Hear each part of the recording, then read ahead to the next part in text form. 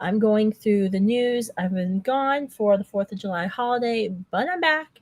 It's Thursday, July 6th. We have a ton of news to get through. I might have to split some of the news up into tomorrow night's news. Um, there's a lot. There's a lot there. And so we've got a lot to go through. So let me get started here. Okay. So the first thing I want to talk about is the CDC came out, and it's hard to say this with straight face, giving guidance for trans people for how they can chest feed children, which is really interesting because they talked about all of these like different hormones that you can take as a man to lactate if you want to uh, chest feed your child. And even though you're not a biological woman, but if you want to pretend to be a woman and want to breastfeed a child, how you can make yourself lactate. Um, this is really interesting because it only focuses on one person in this guidance that the CDC put through.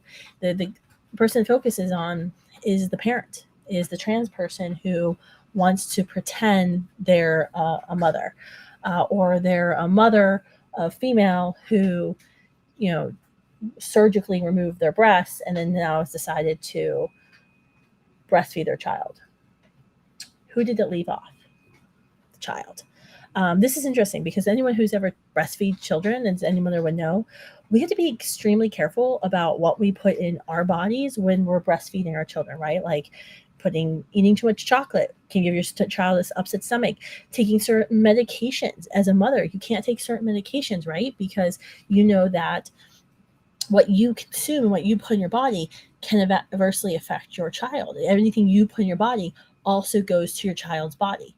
So the basic question for the CDC guidance is, was there any consideration, I sadly doubt it, at all on what putting all of these hormones into a trans person's body to get them to lactate, um, what that would do on the child? Where's the study on how that's going to affect the child and child's health? Like there's like it's crazy because when you read the news article about this, there's like no consideration on the baby, on the child, the person being fed. I think they have a right not to like be poisoned just because their parents are confused, right?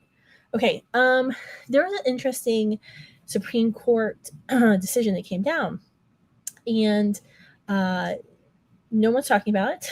It was a 9-0 decision. So essentially, this was a case where this guy signs up, is hired to be a U.S. Postal Service worker. The U.S. Postal Service, I don't know if you've noticed, has started delivering on like Sundays. They have a deal with Amazon, or I don't know why they're doing it. I always thought they just did because they were behind. But they started forcing their employees to work on Sundays. And this worker said, I can't work on Sundays. I observe the Sabbath, so I can't work on Sundays. And he kept getting like demoted, and eventually he quit because there was no like future for him at the U.S. Postal Service, which is scary, because he wouldn't work on Sundays. So he actually took the case to the Supreme Court and said, look, the government is violating my deeply held religious beliefs, trying to force me to work on the Sabbath, the day that, they know I have said I hold religious beliefs that I cannot work on the Sabbath. And in a 9-0 decision, the Supreme Court said, yeah, you're right. The government can't step on your religious rights. What's interesting about this case, this is the exact same court. Like this decision just came down last week. This is the exact same court that issued a 6-3 decision in the 303 Creative case out of Denver, where a Christian woman who designs wedding websites said the state of Colorado has passed a law saying that gay people are like, I don't know, endangered species, protected class, and you can't discriminate against them. And she read the law, and her lawyers read the law, and they said, look, this means if somebody comes to you and says, we want you to design a website for our gay wedding, you have to do it, or they can sue you and put you out of business. Now, this woman has worked with gay people throughout her whole career for animal shelters and charities and other businesses, has no problem servicing people who have, same-sex attraction. But she said, look, I can't be asked to be compelled to use my speech, to use my art, to promote a gay wedding, which, if, it goes against my deeply held religious beliefs. Supreme Court, in that case, ruled 6-3, and the three liberal justices wrote these scathing responses about how dangerous this was and how this fundamentally transformed America, and it was a dangerous, slippery slope. Yet, when it comes to the U.S. Postal Service and a guy who isn't gay, not talking about gay people at all, who just says, I can't work on the Sabbath because that violates my deeply held religious beliefs, it was a 9-0 decision. Tell me how that makes sense. I don't get it. I think I know why certain rulings went one way or the other. It doesn't make any sense. Okay, another case situation. Okay, President Biden has a 7th grandchild. We all know Hunter Biden fathered a child outside of marriage. DNA tests have proven that this little, I think, girl is his grandchild. He's been ordered by the courts to actually pay child support because he's been a deadbeat dad and has been refusing to pay child support. He should be thrown in jail for that. Not only that, and his felony gun charge and all this other stuff, laptop, whatever, and bringing cocaine into the White House. So we know this little girl is Joe Biden's granddaughter, 7th grandchild. Yet the White House continues to insist he has 6 grandchildren. At all his White House events, he said it, I think it was bring your kid to work day at the White House, and said he had 6 grandchildren. And when asked, they say they have 6 grandchildren. It's crazy, this bad grandpa Biden, who's basically, I guess I shouldn't be surprised, because you think about Joe Biden and his administration's view on abortion, particularly abortion in cases of rape. Joe Biden has, last year he did a 17-minute national speech about a story of a young girl who was raped in Ohio by her mother's boyfriend. Talked about 17 minutes condemning the pro-life movement because we wanted to abolish abortion in Ohio, condemn pro-lifers for not caring about her, which, by the way, in his whole 17 minutes, he never talked about the rapist. Had the rapist been caught? Is he being, held accountable? Which, by the way, he was caught and he was just sentenced to life in jail. Amazing. And that's what should happen. But no one ever talks about that. But he talks about this whole thing about how the pro-life movements don't care because, in his view, children conceived in human beings who are walking on this earth, who have children, who are valuable contributing members of our society, who've been conceived via sexual assault, are basically second-class citizens. They don't have the same. They shouldn't have the same rights that we do. At least the right that we had to be born, because of who their parents are, because of the horrific thing that their father did. This is very similar to how our nation and how our world, our society, once treated bastards, children who are conceived. I hate using that word, but that's the vernacular. Children who conceived outside of a marital relationship. We used to treat bastard children as second-class citizens, saying they couldn't hold property, they couldn't, inherit wealth from their family, couldn't hold certain jobs. This has been throughout human history. Second-class citizenship. It's the same we do today with children who were conceived via sexual assault. It was wrong then, and it was wrong now.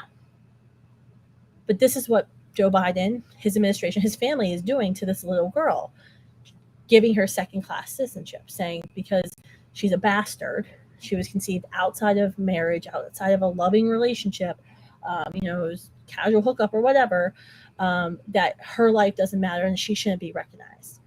This is just wrong, and quite frankly, it's sickening. And the media really needs to hold the White House to account on this point.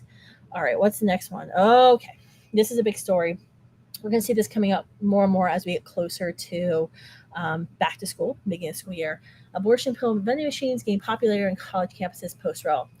I sadly have been seeing abortion pill, morning after pill vending machines for years on college campuses. Even Florida, states like Florida have them. It's really interesting because the morning after pill, Plan B, is normally called. It's 11 times more powerful than a normal birth control pill. There's a lot of risks to women who take these pills, especially women who aren't on a daily contraceptive and use this pill often.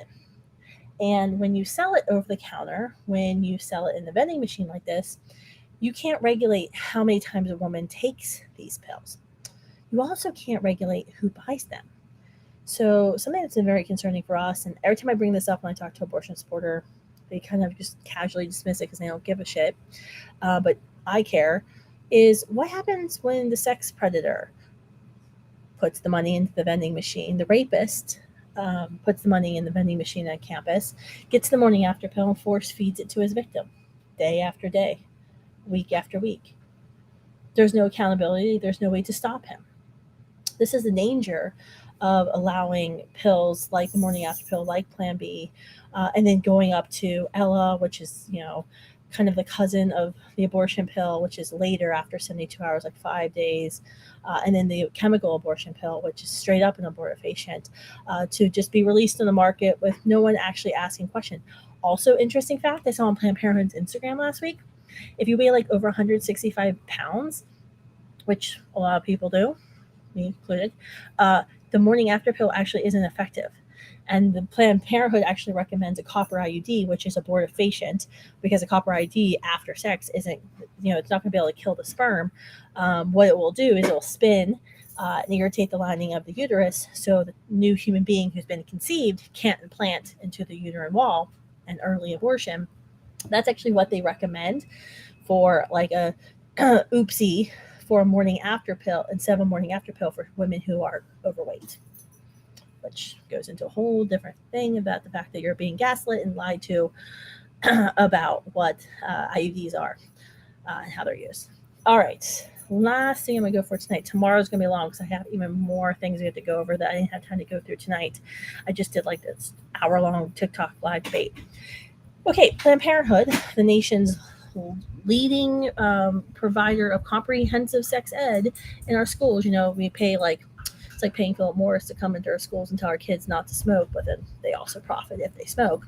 That's what we do with sex ed. We pay Planned Parenthood to come into our schools, tell kids about sex, and hope for the best. And then when they make a mistake or they decide to engage in risky behavior, they also profit, right? So Planned Parenthood thought it was a good idea last week to put up this image on their social media. Virginity is a social construct. Yeah, this is the leading provider of sex reproductive education for our young people. Virginity is not a social construct; it's like an actual real thing. And look at the post text. The idea of virginity comes from outdated. Let's be real, patriarchal way of thinking that hurts everyone. My husband's laughing. These are the people coming into our schools that we allow as taxpayers to come into our schools and teach our kids how to have responsible sexual decisions. Virginity is like a real thing. It's not a social construct. And it's actually a healthy behavior, right? Don't get me started on this. I was debating about this earlier. It doesn't make sense in our country when, I remember when SAD came to our high school and talked about drunk driving, right? And they said, if you have any sip of alcohol, do not drive. Any sip of alcohol, do not drive. They did not say, hey, everyone, line up. We're going to give you 1 to 2 shots of vodka or bourbon or whiskey or beer. And then we're going to put you behind a car and we're going to teach you how to drive a little bit tipsy. No one did that, right? We said, no, abstinence is the goal. If you drink, you don't drive. But when it comes to sexual health, we say, oh, that's not possible. They can't. They can't control themselves. We have to teach them what to do. Why don't we start with the goal at the beginning and say abstinence is the goal? You're not in a committed, loving relationship. Maybe you shouldn't be having sex with someone. But yet these monsters are the ones we give our taxpayer funds to teach our young kids about sex when they think virginity is a social construct. Unbelievable. Planned Parenthood needs to be funded. And to be honest with y'all, Planned Parenthood is coming after our kids. They're coming after our kids in so many ways. Not only are they coming after their kids, trying to get our young people to engage in sex early, often irresponsible, which they profit off of, they're also the ones making the money. They're the leading distributors of wrong sex hormones in our country. So if they can't make money off our young people through STD tests or abortions, they make money off them with transgender hormone therapy. Their goal at the end of the day is sterile young people young people who aren't reproducing, whether it's because they've had an abortion, whether it's because they've been put on artificial hormone birth control for decades, or whether they're just flat out sterilizing them and wrong sex hormones. These guys are monsters. Planned Parenthood should not receive a dime of our taxpayer dollars. That's it for my news tonight. I'll be back tomorrow night. Bye, everyone.